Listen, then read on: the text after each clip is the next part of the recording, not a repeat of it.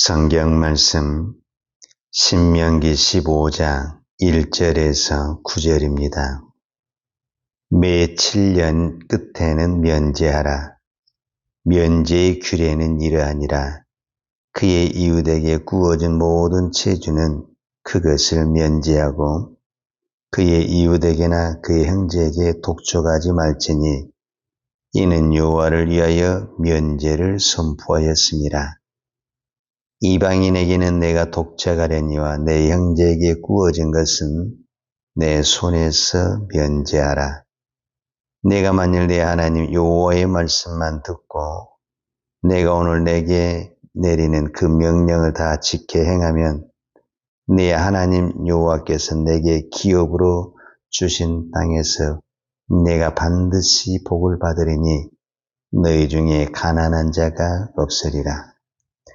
네 하나님 여호와께서 내게 허락하신 대로 내게 복을 주시리니 내가 여러 나라에 구워질지라도 너는 꾸지 아니하겠고 내가 여러 나라를 통치할지라도 너는 통치를 당하지 아니하리라.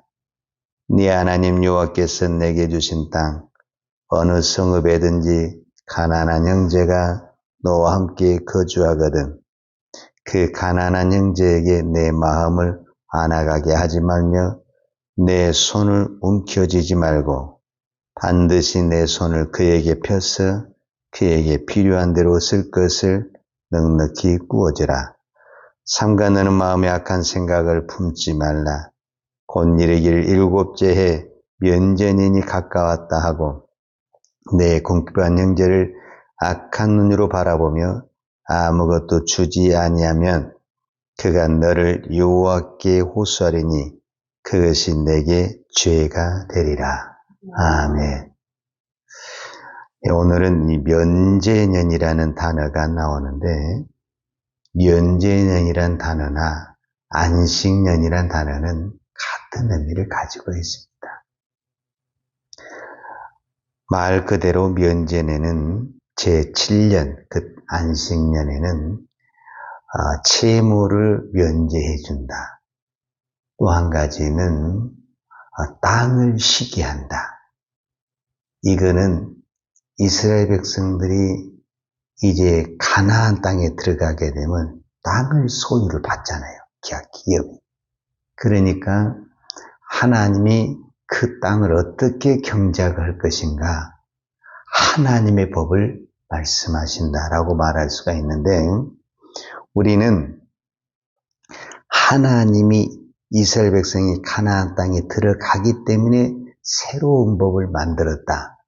우리가 이렇게 생각할 것이 아니라 하나님의 본 마음이 이런 마음이라는 것을 우리는 알아야 됩니다. 그게 창세기 이 창조 원리에서부터 이렇게 시작을 하는 겁니다. 우리가 잘 아는 대로 하나님이 창세기 1장에 제6일 동안 세상을 창조하잖아요. 그리고 제7일째 안식하시고 그날에 복을 주셨다. 이렇게 이야기를 해요. 그러니까 이 7일의 안식일을 정하시고 7년의 안식년을 정하시고 그 다음에 7년이 7번 된 그 다음에 희년을 정하신 이것이 하나님의 마음이라는 것을 우리는 알아야 됩니다. 저는 이 창세기 1장을 이 안식년과 비교해서 제가 생각을 해볼 때 하나님이 6일 동안 세상을 창조하실 때 우리가 사람처럼 어떤 건물을 짓는다.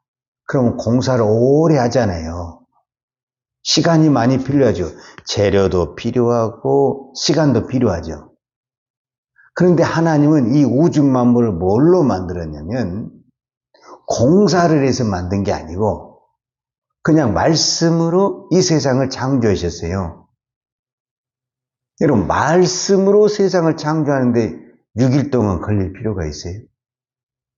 하루면 다 끝나고 아니면은 1시간에도 다 끝낼 수 있는 그런 모든 것들이죠. 그럼에도 불구하고 하나님이 의도적으로 6일 동안에 이 세상을 창조했다는 것은 하나님이 이 창조한 이 모든 속에가 이 원리와 이 어떤 사이클에 의해서 이 7일이라는 어떤 주기적인 것을 가지고 창조의 원리가 돌아가게끔 만들었다는 의도가 이미 이 창조 속에서부터 들어있었다는 것을 볼 수가 있는 거죠. 그래서 우리가 안식일 날 쉬는 것은 하나님의 법임과 동시에 축복입니다. 안식일 날 그러면은 일을 안 하면 어떻게 되고 일을 하면 어떻게 되냐, 우리는 꼭 법을 가지고 이야기하는데 이렇게 생각하면 아주 쉽습니다. 안식일 날 일을 안 해도 다 먹고 삽니다. 그런데 구티의 일을 한다면 그것이 나에게 뭐가 되냐면 막 부유하게 되고 복이 되는 것이 아니라 자기 혼자 고생하는 것밖에 안 됩니다. 왜냐하면 이게 하나님의 법이기 때문에 그렇습니다. 즉 이 말은 무슨 말이냐면 우리가 안식일도 쉬지 않고 막 일을 하면 그만큼 일을 더 많이 했으니까 더 많은 부자가 되고 부유해지냐? 그렇지 않다라는 거예요. 나중에 보게 되면은 안식일을 지킨 사람이나 일을 한 사람이나 똑같다라는 거예요. 그러니까 그 말은 무슨 말이냐면은 하나님의 법을 어기고 내가 열심히 산다고 해서 부유가 되느냐? 그렇지는 않다라는 것을 성경의 원리가 말씀하고 있는 겁니다. 자, 그러면은 오늘 본문에서 말씀하고 있는 것은 뭐냐 하면 원래 이스라엘 백성들은 가나안 땅에 들어가면은 각 기업별로 공평하게 성읍과 집과 땅을 받았어요. 그럼 모두 다 어떻게 살아야 되냐면 다 먹고 사는데 지장이 없어야 되는 거잖아요. 그런데 반드시 사람 사는 동네는 뭐가 있냐? 가난한 사람이 있다라는 거예요. 그러니까 역사적으로 봤을 때 어느 나라든 가난한 사람이 있는 것입니다. 아무리 선진국이라 해도 가난한 사람은 다 있습니다.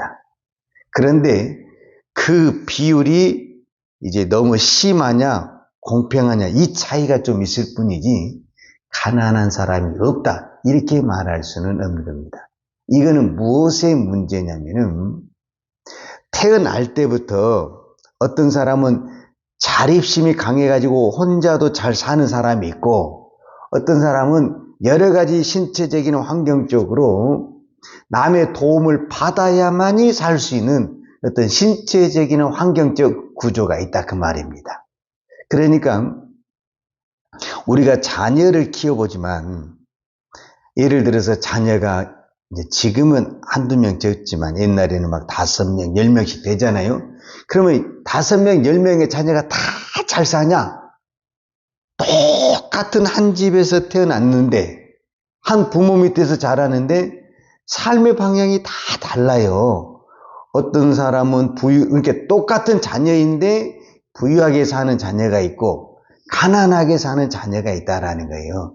그러니까 이 우주라는 것을 봤을 때 똑같은 하나님의 백성인데 하나님이 똑같은 백성을 똑같은 환경에 이 가나안 땅에 다 공평하게 분배를 해줬는데 그 삶의 어떤 신체나 어떤 환경에 따라서 어떤 사람은 거기서 더 부유하게 사는 사람도 있지만 또 어떤 사람은 너무너무 힘들게 사는 사람이 반드시 있다라는 거예요.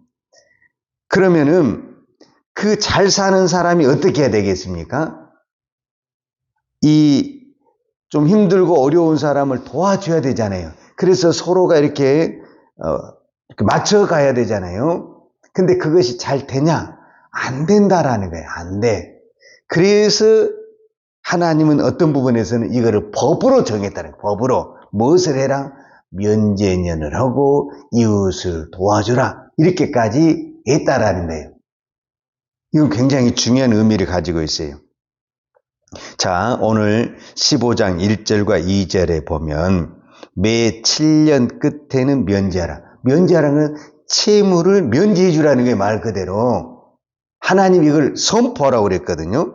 자, 보면은 2절에 면제의 규례는 이러하니라. 그 이웃에게 구워준 모든 재주는 그것을 면제하고 그의 이웃에게나 그 형제에 독촉하지 말지니 이는 여호와를 위하여 면제를 선포하였습니다. 그랬어요. 그러니까 이거는 하나님이 이렇게 선포했다라는 거예요. 그러니까 그렇게 해야 되는데 사람이라는 게 욕심이 있으면은 그렇게 잘 안 됩니다. 자, 우리가 이제 이런 부분들을 보게 되면은 성경을 보면 이게 딱 답이 나와요. 자, 성경을 제가 한 군데만, 여러 군데가 있는데 한 군데만 제가 찾아서 말씀을 읽겠습니다. 이사야 50장 8절에 보면 이런 말씀이 있어요. 이사야 5장 8절입니다.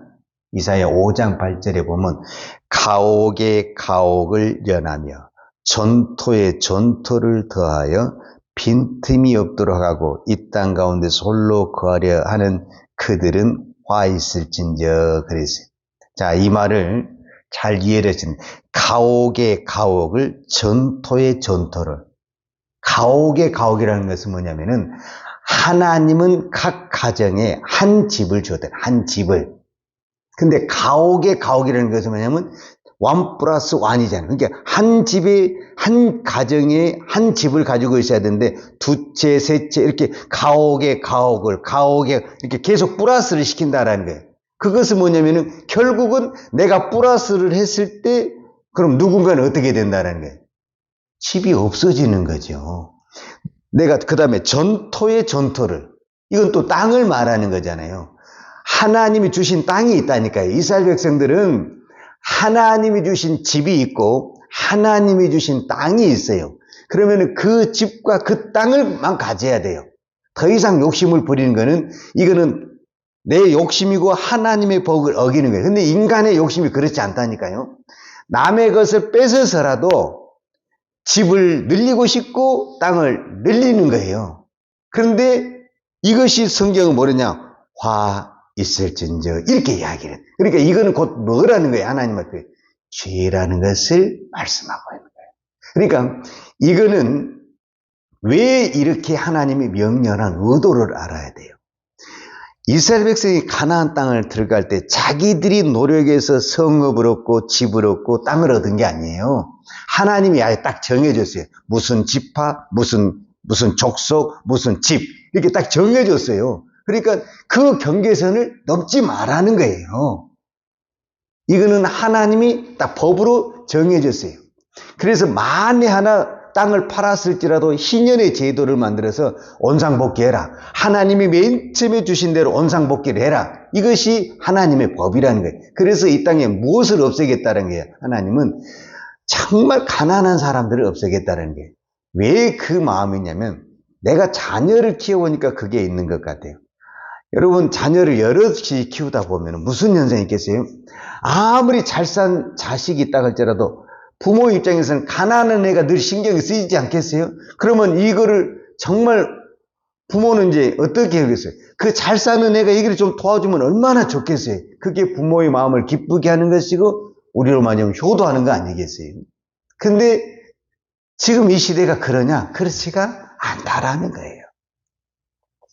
그런데 하나님의 백성은 그렇게 살아야 된다는 것이 지금 성경이 말하지고 말씀하고 있는 거예요. 이거는 이스라엘 백성에게 말을 하지만 사실은 하나님의 백성에게 말을 하는 거잖아요. 그럼 우리가 하나님의 자녀고 하나님의 백성이라고 한다면 오늘 우리는 이 말씀이 오늘 저와 여러분에게 주신 말씀이다. 이렇게 우리가 정의를 할 수가 있는 거죠. 근데 이거는 예수님도 그렇게 말씀하셨고 그 다음에 사도 바울도 그렇게 말씀을 하셨어요.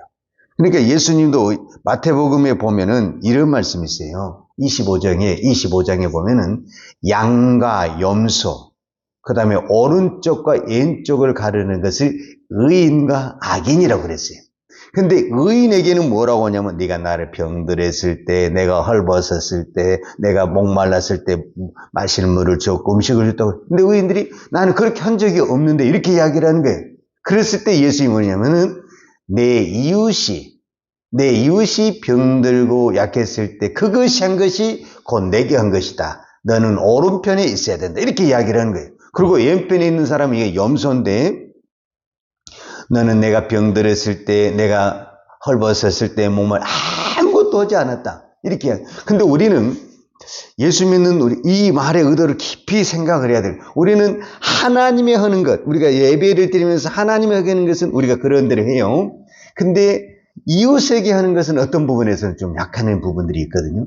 지금 예수님은 그것을 해야 된다. 이렇게 이야기를 하고 있는 거예요. 그래서 잠언에서도 뭐라고 말씀했냐? 잠언 19장 17절에 보면 가난한 자를 불쌍히 여기는 것은 여호와께 구워 드리는 것이니 그의 선행을 그에게 갚아주시리라. 그러니까 내가 가난한 자를 불쌍히 여기고 나누는 것은 그것이 우리에게 짐이 아니라 무엇이냐? 복이라는 겁니다. 복. 그리고 하나님이 그것을 빚을 갚은 것처럼 갚아주겠다. 이렇게 말씀하셨어요. 그래서 오늘 또 하나님은 우리에게 건강을 주시고 또 생명의 호흡을 주시고 물질을 주시고 은사를 주시고 이 모든 것들은 뭐하라고 주시냐? 세상 말로 나 혼자 잘 먹고 잘 살아가는 것이 아니라 내 주변에 있는 누군가에게 그것을 나누고 베풀어라. 이것이 하나님의 복이라는 겁니다. 우리는 남을 돕는 것이 복이라는 것을 알아야 됩니다. 근데 우리는 남을 돕는 것을 세상은 뭐라고 하냐면은 내가 손해보고 피해를 본다고 생각을 합니다. 이거는 세상의 논리죠. 어떤 부분에서는. 그러나 하나님은 뭐라고 말씀하냐면 남을 돕는 것이 복이다. 그리고 내가 너에게 반드시 복을 주겠다. 저는 그 원리를 성경에서 한마디만 제가 말씀을 하고 싶어요. 예를 들자면 제 7년이 됐어요. 그럼 안식년이 되잖아요. 그러면 땅을 쉬게 해야 되거든요. 하나님의 말씀은 안식년에 땅을 쉬게 하는 것이 안식년이에요. 그러면 그의 수확이 없잖아요. 그럼 못 먹고 살아요. 당장 외롭잖아요. 그런데 그 말씀을 분명히 알아야 돼요. 하나님이 먼저 쉬게 하겠다 그 말은 뭐냐면 6년째에 그 다음에 안식년을 해도 먹고 살 수 있도록 갑절히 복을 주신다라는 거예요. 이게 하나님의 이 말씀을 믿어야 됩니다. 그리고 실제적으로 이스라엘 백성들이 광야 40년 동안의 그 훈련을 받았어요. 여러분 안식일에는 뭐가 안 내리냐면 만나가 내리지 않습니다. 그러면 안식일날 이스라엘 백성 다 금식하면 안 먹었냐? 그게 아니잖아요. 안식일 전날 만나가 갑절로 내렸어요, 사실은. 그래서 안식일날 아무것도 수확을 안 해도 음식이 만나가 썩지도 않고 부족하지도 않고 다 평일과 같이 똑같이 풍성하게 먹었다 그 말. 그러니까 우리는 이 말씀을 믿어야 돼요. 안식일날 쉬어라. 그러면 그 전에 하나님이 쉬어도 먹을 수 있는 복을 주신다. 이 말씀을 믿어야 된다라는 겁니다. 그러니까 이거는 결국 무엇과 연관이? 믿음하고 연관이 될 수밖에 없는 거예요.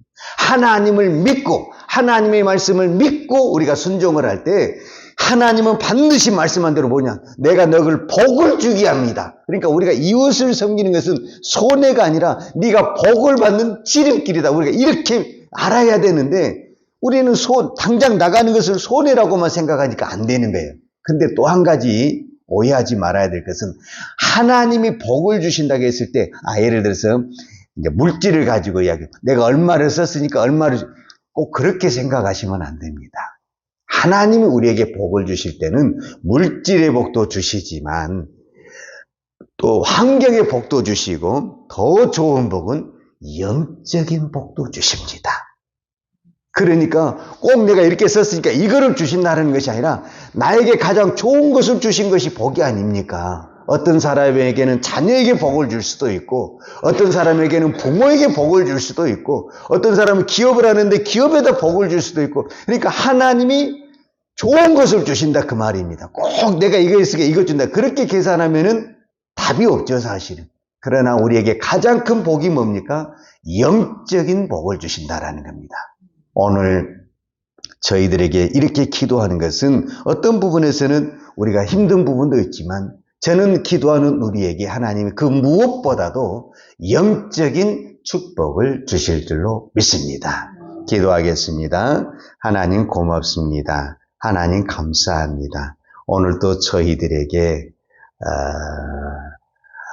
믿음의 복을 또 기도의 복을 주시니 감사합니다. 하나님 오늘도 우리에게 호흡을 주시고 또 건강을 주시는 것은 하나님이 주신 이 복을 이 어두운 세상에 나누라는 또 섬기라는 하나님의 깊은 뜻이 있는 줄로 믿습니다.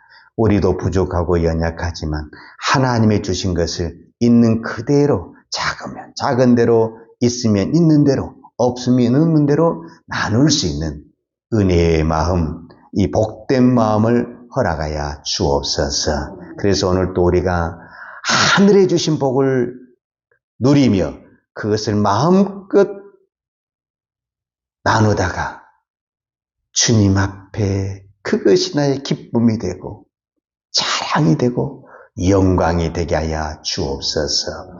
예수님의 이름으로 기도하였습니다. 아멘. 요한은 내게 복을 주시고 너를 지키시기를 원하며 요한은 얼굴로 내게 비추사 은혜 베푸시기를 원하며 요한은 얼굴을 내게로 향하여 드사 평강 주시기를 원하노라. 이제는 교회의 머리 되신 우리 주 예수 그리스도의 은혜와 아버지 하나님의 무한하신 사랑과 성령님의 풍성한 은혜가 오늘도 하나님이 주신 것을 마음껏 나누며 하나님의 영광을 드러내기를 원하는 사랑하는 죄종들 머리머리 예와 이 나라의 이 민족과 한국 교회 위에 온 열방의 이 생명의 복음을 증거하는 선교사님들 위에와 사랑하는 주의 자녀들 머리 위에 이제부터 영원토록 함께 있을지어다. 아멘.